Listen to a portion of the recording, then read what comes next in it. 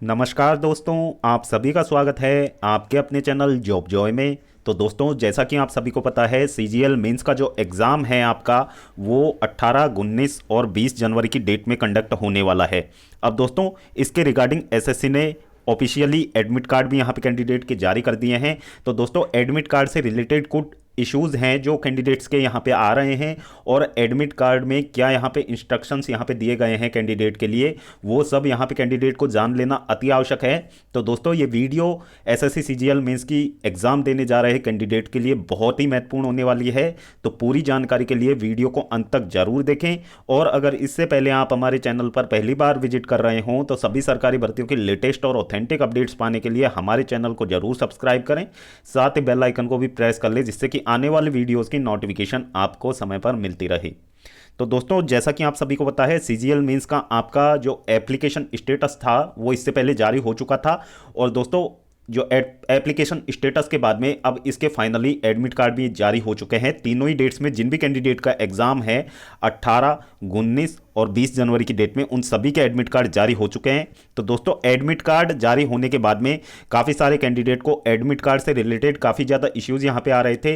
किसी किसी कैंडिडेट के एडमिट कार्ड डाउनलोड नहीं हो रहे थे, किसी के डाउनलोड भी हो रहे थे। तो उसमें फोटो और सिग्नेचर से रिलेटेड इश्यूज़ थे, क्योंकि वहाँ पे फोटो और सिग्नेचर्स वहाँ पे नज़र नहीं आ रहे थे। और किसी किसी के यहाँ पे जो कन्फ्यूज़न था, जो ईमेल आईडी और फ़ोन नंबर को लेके, वो सब यहाँ पे अब सॉल्व हो चुके हैं। और दोस्तों, एसएससी ने यहाँ पे अपने सर्वर पे फिर से काम किया और सारे इश्यूज़ अब सभी कैंडिडेट के यहाँ पे सॉल्व हो चुके हैं, और कैंडिडेट अब इजीली अपने एडमिट कार्ड चेक कर पा रहे हैं और प्रॉपर वे में सब चीज़ें यहाँ पे डाउनलोड हो रही हैं। तो दोस्तों, अब यहाँ पे बात कर लेते हैं कि एग्ज़ाम में जाने के साथ साथ आपको किन किन चीज़ों का यहाँ पे ध्यान रखना है, और क्या क्या चीज़ें आपको लेके जानी हैं और क्या क्या चीज़ें नहीं लेके जानी हैं, और कौन कौन सी सावधानियां हैं वो जो आपको एग्ज़ाम में जाने से पहले यहाँ पे रखनी है। तो दोस्तों, सबसे पहले तो आपको एग्ज़ाम में जाने से पहले सबसे पहले आपको अपना एडमिट कार्ड साथ लेके जाना है। दूसरा, आपको अपने फोटो आईडी प्रूफ लेके जाने हैं, जिसमें आपकी डेट ऑफ बर्थ यहाँ पे मेंशन होनी अनिवार्य है। दोस्तों, यदि आपके पास जो बिना डेट ऑफ बर्थ वाला यदि कोई भी आपके पास आईडी प्रूफ है, तो दोस्तों आप सिंपली अपनी 10th की मार्कशीट या फिर अपना बोर्ड सर्टिफिकेट वहाँ पे लेके जाएं। अदरवाइज आपको एग्जाम में एंट्री नहीं दी जाएगी, और आप ओरिजिनल आईडी प्रूफ ही लेके जाएं। आईडी प्रूफ की कॉपी बिल्कुल भी ना लेके जाएं, क्योंकि ओरिजिनल आईडी प्रूफ ही आपसे वहाँ पे मांगा जाएगा। अदरवाइज आपको एग्जाम में नहीं बैठने दिया जाएगा। तो दोस्तों, ये सब चीज़ें आपको लेके जानी है। पेन नहीं लेके जाना है। और दोस्तों, यहाँ पे इसी के साथ कैंडिडेट को जो पानी की बोतल है उससे रिलेटेड भी काफ़ी इश्यूज़ हैं, कि पानी की बोतल के लिए एसएससी ने अपने जो ऑफिशियली जो एसएससी ने यहाँ पे इंस्ट्रक्शंस निकाले हैं उसमें पानी की बोतल अलाउ कर रखी है। लेकिन दोस्तों, ये चीज़ें आपको सेंटर पे जाके एक बार कंफर्म कर लेनी है कि आप पानी की बोतल वहाँ पे लेके जा सकते हैं या नहीं। अदरवाइज़ वो पानी की बोतल के लिए मना करते हैं, तो आपको पानी की बोतल नहीं लेके जानी है, क्योंकि सब चीज़ें वहाँ पे अवेलेबल होती हैं सेंटर के अंदर। सेंटर के अंदर सारी फैसिलिटीज़ आपको मोस्टली मिल ही जाती हैं। तो आपको पानी की बोतल के लिए एक बार सेंटर पे कंफर्म होना आवश्यक है, क्योंकि दोस्तों अलग अलग सेंटर्स के अपने अपने रूल्स होते हैं। तो वहाँ पे कुछ चीज़ें ऐसी होती हैं जो एसएससी के अकॉर्डिंग नहीं होती हैं। तो वो सब चीज़ें आपको ध्यान रखनी है। और जो आप एग्ज़ाम देने जाओगे, तो दोस्तों अपने सेंटर पे पहुँच के, जैसे कि 7:30 से 8:30 बजे तक आपका जो एंट्री टाइम रहने वाला है, तो दोस्तों आपको जल्दी से ही एंट्री लेनी है।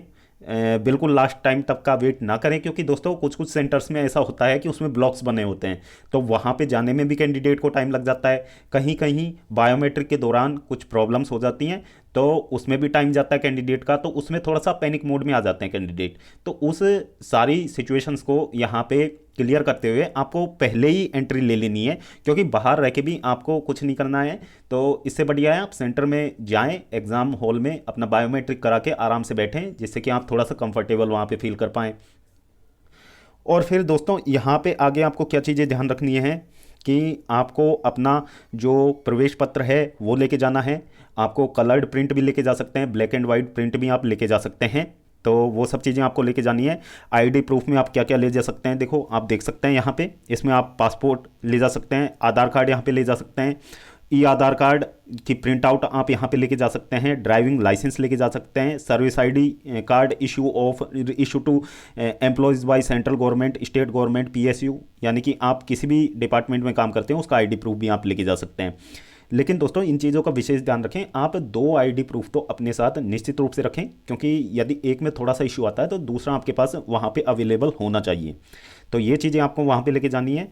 पारदर्शी पानी की बोतल के बारे में हमने आपको बता दिया है कि पारदर्शी पानी की बोतल आपको सेंटर पे जाके एक बार कंफर्म कर लेना है, उसके बाद में ही आप इन चीज़ों को लेके जाएं। बाकी जो आपने यदि कुछ मेटल का कोई आइटम यदि आप पहनते हो, जैसे कि आपके पास कोई रिंग है या फिर आप कोई चेन वगैरह पहनते हो, तो उन सब चीज़ों को निकाल के लेके जाना चाहिए। खासतौर पे फीमेल कैंडिडेट को जितने भी आप मेटल के आइटम्स यूज़ करते हो नॉर्मल वे में, वो सब आपको उतार के जाना है, क्योंकि वहाँ पे एग्ज़ाम सेंटर्स में आपसे ये हटवा लिए जाते हैं। और यदि आपका कोई कीमती यदि जो आपका आइटम होगा वो उसकी सेंटर की उसकी कोई जिम्मेदारी नहीं होती है, तो वो चीज़ें खोने के ज़्यादा चांसेस रहते हैं।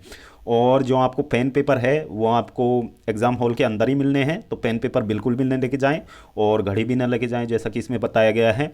और आप सभी को ये चीज़ ध्यान रखनी है कि जैसे ही कि आप बायोमेट्रिक करवाने से पहले आपको यदि वॉशरूम जाना है तो आप पहले ही जाके आएँ, क्योंकि दोस्तों एक बार बायोमेट्रिक हो जाने के बाद में आपको अलाउ नहीं किया जाएगा। इसलिए पहले से ही आप बिल्कुल कंफर्टेबल होके बैठें, जिससे कि आपको बाद में दिक्कत ना रहे।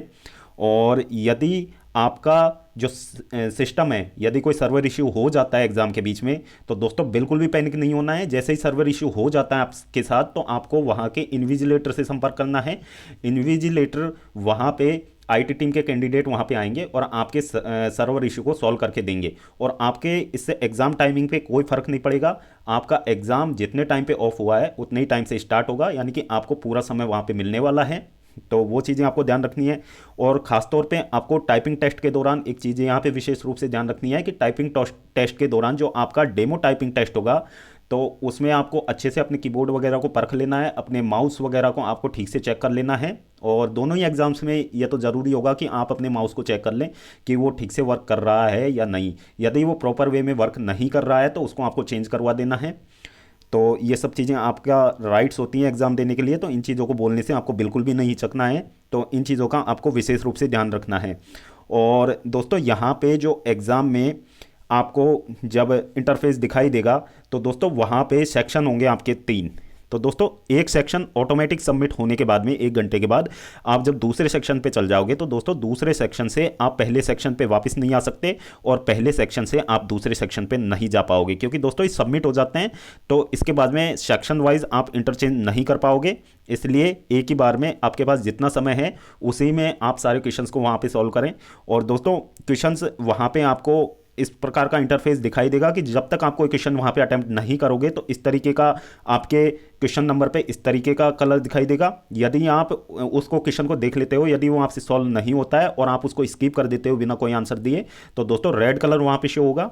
और दोस्तों यदि आप उसका आंसर दे देते हो तो ग्रीन कलर शो होगा। और दोस्तों यदि आप उसको मार्क फॉर रिव्यू करके वहाँ पे छोड़ देते हो, तो दोस्तों आपको ये पर्पल कलर वहाँ पे शो होगा। इसके बाद में दोस्तों यदि आप कोई भी 2 ऑप्शंस में वहाँ पे फंस जा रहे हो किसी क्वेश्चन में, तो दोस्तों आपको उनमें से एक क्वेश्चन वहाँ पे एक जो आपको ऑप्शन है वो वहाँ पे चूज़ कर लेना है। क्योंकि दोस्तों आप उसको छोड़ोगे और बाई चांस यदि ऐसा होता हो कि आपको आगे के क्वेश्चंस में उतना ज़्यादा टाइम नहीं मिल पाए कि आप बैक आके क्वेश्चंस को देख पाएँ, तो उस की संभावना को यहाँ पे खत्म करने के लिए जो भी आंसर आपको बिल्कुल अप्रोप्रिएट लग रहा है, जो भी ऑप्शन आपको क्वेश्चन के अकॉर्डिंग बिल्कुल ठीक लग रहा है, तो उस पर आप टिक करके आगे जाएं, उसको मार्क फॉर रिव्यू के लिए छोड़ दें। क्योंकि दोस्तों यदि आप ऐसा करोगे तो इसको आपके जो अटेम्प्ट में काउंट कर लिया जाएगा। अदरवाइज आप सिंपली मार्क फॉर रिव्यू करके लिए छोड़ दोगे तो दोस्तों उसको आपके अटेम्प्ट में नहीं काउंट किया जाएगा, वो क्वेश्चन आपका ऑटोमेटिकली स्किप यहाँ पे काउंट कर लिया जाएगा। और दोस्तों जो भी कैंडिडेट जो भी अपनी लैंग्वेज वहाँ पे चूज़ करते हैं, तो दोस्तों आपके पास इंग्लिश भी एक लैंग्वेज होगी। यदि कोई क्वेश्चन आपको हिंदी लैंग्वेज या फिर जो भी आप लैंग्वेज में पेपर दे रहे हो उसमें यदि आपको समझ नहीं आता है, तो आप अपनी लैंग्वेज उस पर्टिकुलर क्वेश्चन के लिए चेंज कर सकते हैं और उसको वहाँ पर इंग्लिश में भी देख सकते हैं। तो वो सब चीज़ें आप देख सकते हैं। और इस तरीके से कुछ आपको आपका एग्ज़ाम यहाँ पे देना है। और दोस्तों जितने भी कैंडिडेट यहाँ पे एग्ज़ाम देने वाले हैं एसएससी सीजीएल मेंस का, उन सभी को हमारी तरफ से बहुत बहुत हार्दिक शुभकामनाएं।